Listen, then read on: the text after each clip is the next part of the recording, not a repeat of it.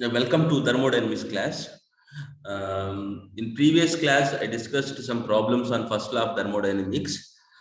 Still, two more topics to be left in first law of thermodynamics. They are PM1 called Perpetual Motion Machine of first kind, and second one is that limitations of first law of thermodynamics. These two topics to be covered will be discussed in this class. Later, we'll move to second law of thermodynamics. So PM1 perpetual motion machine of first kind is that a machine which completely violates first law of thermodynamics is called as PM1. Means what first law of thermodynamics is that work and heat are mutually conversible. Means if you give some amount of heat to the system or device or engine, that heat energy you can completely convert into work. So that is first law of thermodynamics is that. But if you are developing work without having any input energy, that machine is called as PM1, completely violates the first law. For example, I am a human being. Let's consider I am an internal combustion engine or an heat engine. So generally, I take some amount of input energy. First of all, I take chemical energy, food in the form of chemical energy. That chemical energy will be converted into heat in my stomach, and later I do some amount of mechanical work. So here heat energy is going to be converted into mechanical energy. So heat energy in the stomach. Finally, I do some amount of mechanical work like walking, running, writing. So I do some work. So this is following first law of thermodynamics. Let us show this is following first law of thermodynamics. So completely heat is going to be converted into work. I'm not going to losses here. But if I'm doing work without having any input energy, for example, without taking food, without taking heat in my stomach, if I do some mechanical work like writing, walking, skipping, anything, running, so if I follow like that, automatically I would be a PM1. So without taking input energy, if I completely convert, if I completely develop mechanical work, is called as PM1. Practically, which is impossible to be developed in nature. So same thing I have mentioned on this slide here. See, perpetual motion machine of first kind is a machine that can do work indefinitely without any energy input. Same thing I mentioned. Without having any energy input, if a machine develops work is called as PM1. Textbook definition wise, if you see a machine which would continuously supply mechanical work without some form of energy disappearing simultaneously is called as PM1. So this definition I'll try to explain with some two diagrams for examination point of view. See, I have taken an engine here. The engine automatically takes heat energy. That heat energy will be converted into mechanical energy or work. So from first law of thermodynamics, we identified that the complete amount of heat is going to be converted into complete amount of work. So because heat and work are mutually conversible according to first law. So this diagram follows first law of thermodynamics.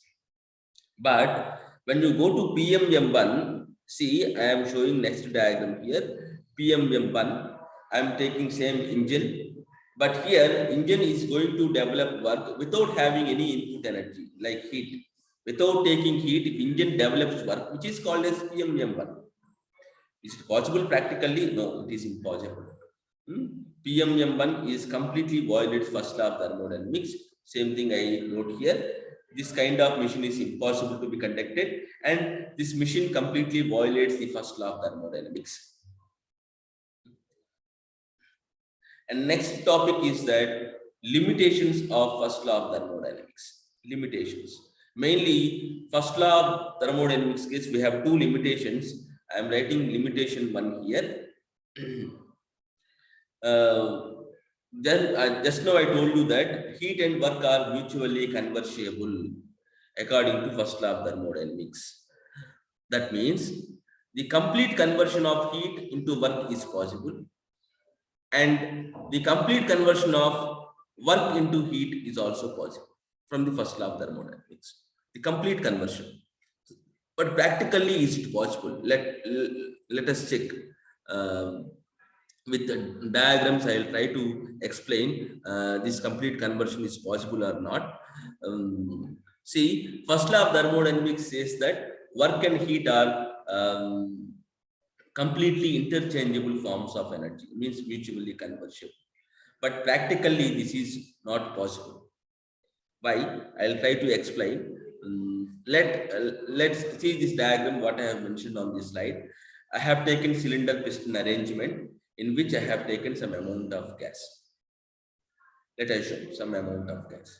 Now I am applying some amount of work on the piston. That value also I have taken, assumed as 100 kilojoules. Let us assume 100 kilojoules of mechanical energy I am going to apply on the piston from external side, from surroundings. So when you apply 100 kilojoules of energy on piston, automatically piston will try to move towards inward direction. That gas will be going to be compressed. So while compression process takes place, some amount of heat will be added to the gas. So according to first law, same 100 kilojoules of heat has to be added. Correct?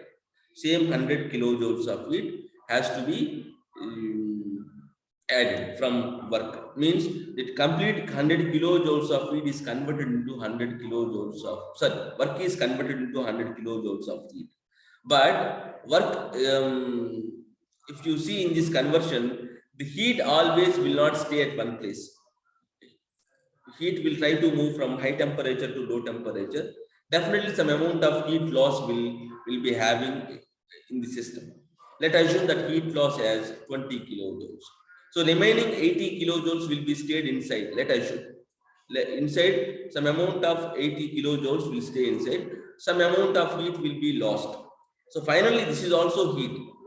When you see in this process, the complete work is going to be converted into complete heat. The complete conversion is possible.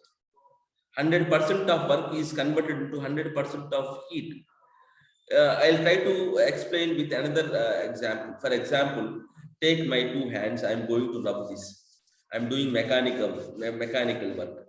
So in this mechanical work, by rubbing this hand, heat is developed. So the complete conversion of work is going to be converted into heat. So 100% will be possible. That may be utilized or that may be lost. That is different one. But the complete conversion is possible. So work is going to be converted into heat completely. That's why work is called as high grade energy. But I'll try to explain with another diagram. Same cylinder piston arrangement I have taken. Inside, I have 100 kilojoules of heat. I have supplied 100 kilojoules of heat. So with this heat, definitely that gas will push the piston towards outside direction. So some mechanical work will be developed by the piston on the surroundings. Correct? By the system on the surroundings, we have some amount of mechanical work. So here, if you see, is it possible to convert completely heat into work? Absolutely no, because when heat is going to push the piston, definitely some amount of heat loss will take place to the surroundings. Let us assume that value as 20 kilojoules. So in 100 kilojoules of heat, 20 kilojoules is going to surroundings as loss. So remaining 80 kilojoules will be converted into work. So heat, the complete conversion of heat into work is not possible in real situation. That's why heat, we call it as low grade energy. Low grade. Complete conversion is not possible. But mechanical work case, work into heat is possible. So this is a limitation of first law of thermodynamics. This is completely deviating first law. According to first law, both energies are mutually conversible, but practically one side, one direction is possible, one conversion is possible, second conversion is not possible due to losses. So this is limitation one. And second limitation wise, when you read the statement of first law of thermodynamics, If you go in deep way, indirectly it says one thing. So mutually conversible forms of energy. Indirectly, if you go in deep way, direction of these processes. So first law of thermodynamics gives no restriction on the direction of process. So you can convert in any direction, work into heat or heat into work, or direction wise, no restriction as mentioned by the first law of thermodynamics. But practically, this is a limitation, because in nature, some of the process go in one direction, in spontaneous way. For example, time always goes in forward direction. Water always falls from high altitude to low altitude. Heat always transfers from high temperature to low temperature zone. Like that, these are spontaneous processes. Reverse of this process never happen in nature. Correct? But first law of thermodynamics says that no restriction on this direction. So this is one of the limitations of first law of thermodynamics. I'll try to explain these directions with the diagrams. See, I have taken a paddle wheel arrangement. One wheel I have taken, that wheel is connected to load. Okay, load, and with the help of rope, I have connected a stepper.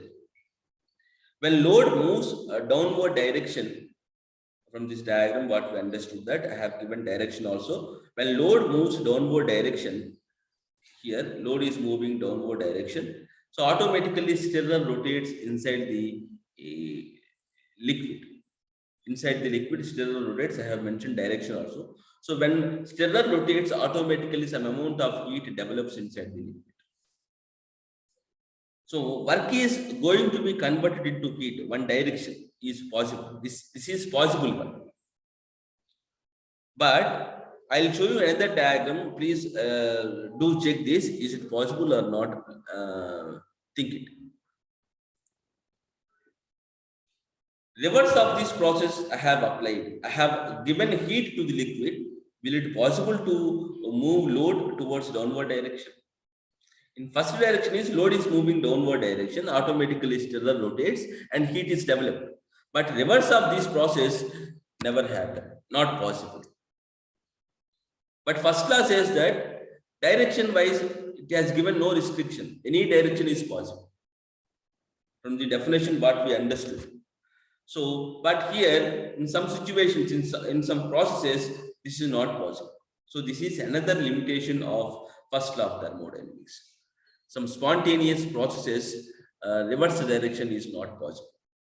I'll try to explain with another example. Let us take one hot coffee cup. I'm taking hot coffee cup. I'm keeping on one table. So what happens here? So hot coffee cup has high temperature. Immediately heat transfer from high temperature to low temperature called surroundings. After certain amount of time, both temperatures will be equal and the system and surroundings will reach thermal equilibrium, thermodynamic equilibrium. Correct? This is one process which is possible. But if you come in reverse direction, reverse of this process is possible. Please do check. I am keeping cold coffee cup or normal atmospheric temperature coffee cup. Is it possible to increase the temperature without doing any work? Is it possible to increase the temperature of coffee cup without having, without applying any energy on it? No, not possible. In first process, without having any, without applying or without doing any work, heat is transferred from high temperature zone to low temperature zone. But if I keep a normal coffee cup in second case, reverse of this process, without applying any energy, it is not possible to increase the temperature of coffee cup. If you want to increase the temperature, absolutely you should apply some amount of work on it, then only it will be possible. So that is the limitation of first law of thermodynamics. Reverse of these spontaneous processes not possible. So these are topics we covered in today's class. Next class, I'll discuss on second law of thermodynamics. which is completely comes under practical situations. We'll see in next class. Thank you very much.